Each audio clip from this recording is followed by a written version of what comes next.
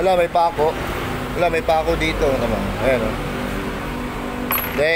Ano yung ginawa ko dyan? Binarenahan ko to para matanggal ko tong pin. Ayan. Kasi itong pin na to, nakalagay ito dito. Ngayon sa sobrang tigas, weldingan na natin yan. Ay, hindi pa rin matanggal yan.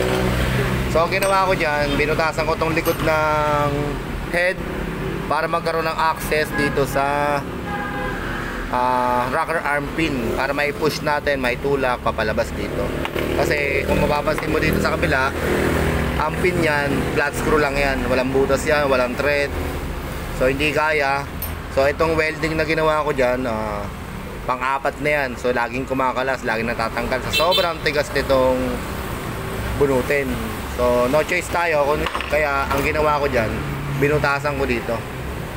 Nung binutasan ko na yan, gamit tong concrete nail, pinukpok natin yan, yun, lumabas kagad.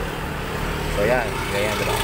Ito ang ginawa na to, huwag niyong gagawin to nang walang batnubay ng may-ari, kasi baka mag-abono kayo. Pero pwede yan, pwedeng gawin yan. Wala naman magiging apekto dun sa performance ng makina. So sa madaling salita, diniskartehan lang natin, pero walang magiging bad effect dito sa head ng 155. Yan, ganito lang gagawin. Pwede nyong gayahin, pwedeng hindi, pero sabi ko nga, wag nyong gagawin to nang hindi alam ng may-ari, kasi baka mamaya pagpalitin kayo ng buong head pag ginawa nyo yan. Ang ginawa ko kasi dyan, binutasan ko, kasi kung gagamitan ko pa to ng easy out, babarenahan mo to, tapos pagkabarena mo yan, tatirahan mo ng easy out. Ang mangyayari dyan, baka mamaya pag binabarena mo yan, dumaplis patalim ng barena, tamaan pa tong labi ng head. So mas malaking diferensya yun.